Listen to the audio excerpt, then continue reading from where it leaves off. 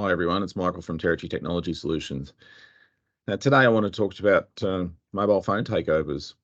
This is basically where your mobile phone, which pretty much everyone has all their information, access to everything, emails, bank accounts, pretty much their entire life on, can be taken over and either ported or applications can be installed in the background to monitor everything that's happening on your mobile phone, monitor your transactions, monitor your passwords, capture that information, and then potentially even use your phone as the second factor. If you've seen a previous webcast that we've done around multi-factor authentication, your phone can actually be used then to gain access to your bank accounts because they have access to your second factor software.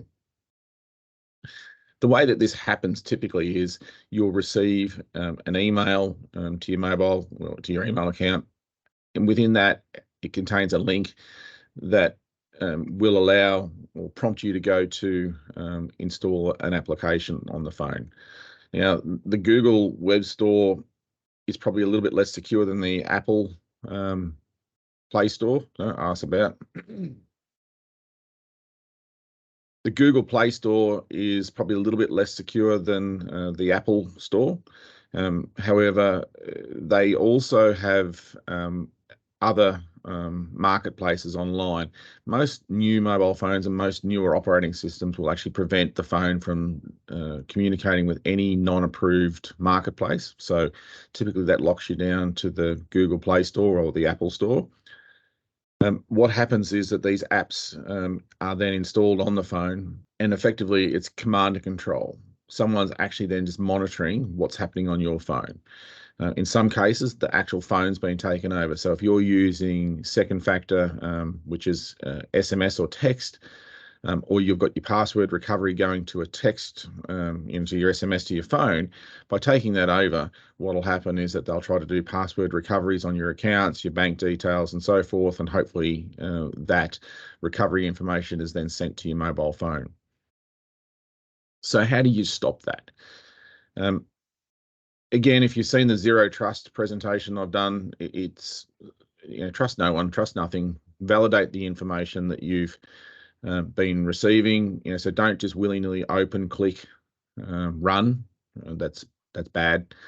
The other thing to do is make sure that you've got some good virus protection on your phone. In the corporate environment, we use a platform called Lookout. And what that does is it has a VPN, it has encryption, and it's also monitoring where the applications are talking. So what will happen is if you get an app, you get a link like that and you click on the link, the software on the phone will actually stop you from doing anything that it doesn't reckon that you should do. So it's helping you make better decisions in case you don't understand exactly what it is that this link is trying to do.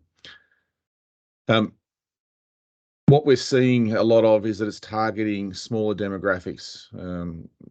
There was a couple of articles on the ABC just recently in relation to small towns in country Victoria where half a dozen people had been scammed. They'd lost access to the mobile phone. They'd basically then got access to the banking, transferred $3,000 or $4,000 out and gone. So it's not as if they're targeting people with hundreds of thousands of dollars in the bank. Good luck if you've got $100,000 in the bank. But if you've got $3 or $4 grand that can be transferred, that's all they need. If you were a scammer and you could turn up to work and you could scam 3 or 4 people for $3 or $4 grand per day, it's not a bad take home. So don't assume that they're going to just go after people with squillions of dollars. They're going to go after anyone that's got any cash, and ultimately preying on people that don't quite understand exactly what's happening on their mobile phone, doesn't necessarily understand the technology. So put some things in place to stop that from happening. ACMA, the Australian Communications and Media Authority, recently released some statistics, and they've said that this particular type of scam costs an average of about $28,000, and they've generated about 5 million this year in 2023, and we're only halfway through the year already in just these phone scams.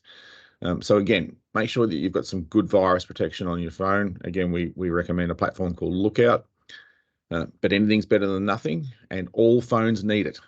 Don't be under any delusions that Apple phones are better than Androids and so forth. it's not about how the phone can get hacked. In a lot of cases, it's about how you can be exploited. So these platforms such as Lookout, Norton has a reasonably good one. There's a couple of them around that they stop you making bad decisions as well. So they're watching what you're doing to make sure that you're not getting exposed. So don't be under any delusion. Everything should have protection on it. Check the information that you're receiving, and if you're not sure, delete it, ring them. If it's important, they'll get in touch with you, but don't willy-nilly click on everything. As we've said, and as I'll continue to say, that's bad. Thanks for joining me. Hopefully you got some information out of this that is useful and you got some takeaways from it.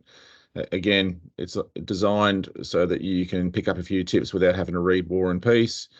Feel free to drop by again. Hopefully we shall do a few more of these and keep them coming. Have a great day.